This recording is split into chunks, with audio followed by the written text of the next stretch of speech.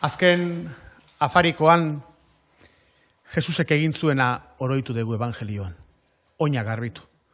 Guk ere hala egiteko ohitura dugu, aurten osasun arrazoiek hori egitea galarazten badigute ere. Jesusek bezala elkarri oina garbitu.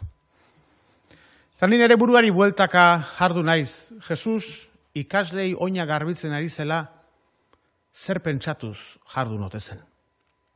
Ta segurazki gogoan zuen 3 bat urte lehenago Nazareteko sinagogan sartu zenean eta Isaiasen profetaren hitzaiek irakurri zituenean bizi izandakoa.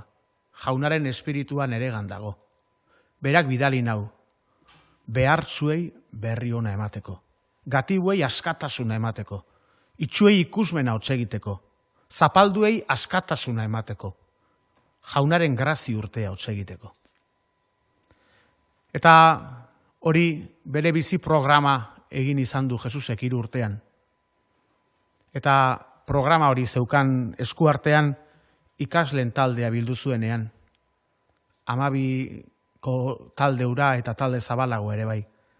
Eta zoriontasunak aldarrikatu zituenean Galileako lakuari begira.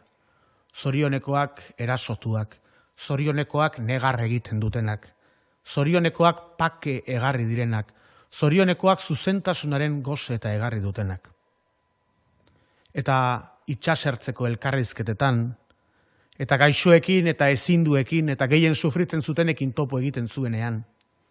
Eta kultura hartan baztertuak ziren emakumeekin, nolabaiteko lehentasunez hitz egiten zuenean eta maitasunez hartzen zituenean. Azkeneko guztiekin bat egiten zuenean. Hori guztia gogoan izango zuen Jesusek gau santu hartan, ikasleiei oina garbitzean. Eta guk gaur, ura gogora ekarri eta berritzean zer dugu gogoan. Etxetik ia atera gabe eta konfinatuta bizigera. Eta batek baino gehiago pentsatuko du, hau zer ote da, parentesi bat, gero Leister albada lehenbailen lehenera itzultzeko. Parentesi bat ote da hau.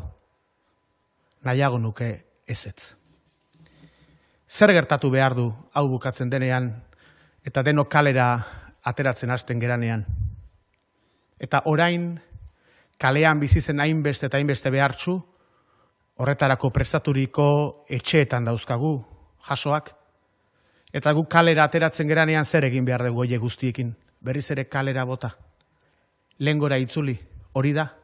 Hori nahi dugu, lehengora itzuli. Hau zer da, parentesi bat. Gaur, Jesusen oroigarria egitean ekar dezagun gogora. Jesusek Pedrori esan ziona, zuk ez dakizu orain ni egiten ari naizela. Geroago ulertuko duzu. Eskadi zaiogun gau honetan, Jesusi, bere azken afaria berritzean, bere ogi santua hartzean, eskadi zaiogun hau ulertzeko grazia. Behartsuekiko eta ezinduekiko gure lehentasuna bizitzan markatzeko indarra. Egun handia, piztuerako egun handia gertu da, eta egia bihurtuko da, guk hau ulertu eta gure bizitza azkenekoen zerbitzura jartzen degunean.